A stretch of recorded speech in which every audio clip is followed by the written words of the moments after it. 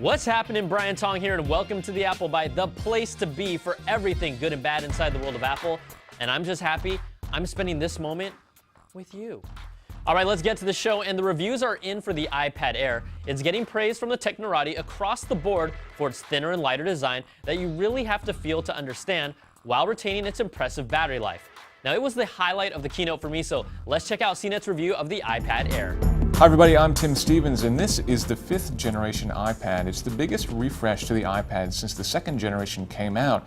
In fact, it's such a big change to the design that they've gone ahead and changed the name. So, meet the iPad Air. It still has the same 9.7-inch Retina display up front that you've seen in the 4th generation and earlier generations of the iPad, but this generation is critically 20% thinner and 40% lighter.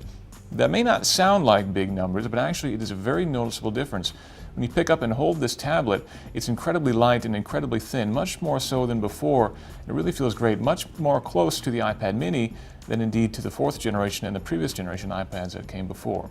It has the A7 processor, which we just saw introduced in the iPhone 5S, which is a 64-bit chip, which gives really great performance. We've actually seen noticeable improvements over the 4th generation iPad, which itself was quite a performer. Now we've got the same selection of ports as before, which is basically just one port, the Lightning port on the bottom of the device. We do now have stereo speakers, which is great. However, they're both still located on the bottom of the tablet. We would have liked to see one of the speakers situated on the top so that when you hold it sideways and watch a movie, you'll get proper stereo separation. Overall, we're really big fans of the new iPad Air. It's nothing really that drastically different over the 4th generation, but the thinness and lightness do make it much more of a portable tablet than before. You barely will even notice it in your bag. In terms of the competition, it certainly does stack up pretty well in terms of specs and performance. However, it's still a fairly expensive tablet, starting at $499 for the 16GB version and going up $100 each as you go to 32, 64, and 128 gigabytes. If you like the 3G or LTE versions of the tablet, you can get those for an additional $130 each. Again, pricing very similar to the 4th generation iPad. Thanks for that deep dive, Tim. Now, just in case you wanted to see if the Air lives up to Apple's claims that it's about twice as fast as the 4th gen iPad, John Poole of Primate Labs posted the Geekbench 3 benchmarks for the new iPad Air, revealing Apple's 64-bit A7 processor running at 1.4 gigahertz and scoring a 1465 in the single-core test and a 2643 on the multi-core test. Now, fast don't lie, and truth be told, with these specific benchmarks, it's over 80% faster, and this is really the most impressive iPad yet, even without Touch ID. Except, they should still call it the iPad Pencil. Introducing the thinner, lighter, more powerful iPad Air. And, you know, it's a good thing Walter White was able to do the voiceover before, well, you know. Say my name, Heisenberg.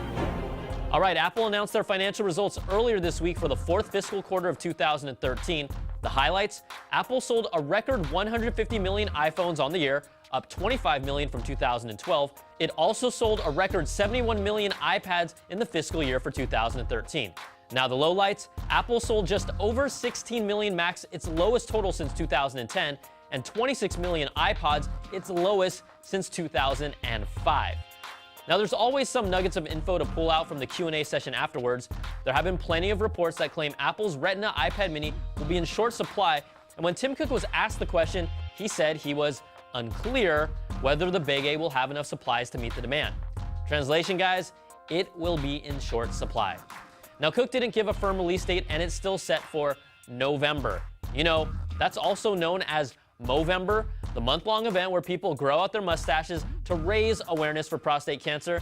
And, you know, I'm thinking of growing out one too and never shaving it until the Retina iPad mini comes out. And that could be a long time. Now, Tim Cook was also asked how Apple plans to address the lower price segments of the smartphone market, and he said, "We're selling the iPhone 4S as our entry offer. We sell the iPhone 5C as a mid-tier and the 5S. Our goal is to have growth across the iPhone." Okay, Tim, that answers that. And Cook also confirmed, because really, he can't stop talking about the fact that Apple still plans on introducing new product categories within 2014. And yes, we know those two categories are a TV and Apple's own smartwatch. Now, sticking with the iWatch talk, according to the Korea Herald, LG is reportedly close to a deal with Apple to provide OLED displays for their upcoming wearable bracelet that can tell time.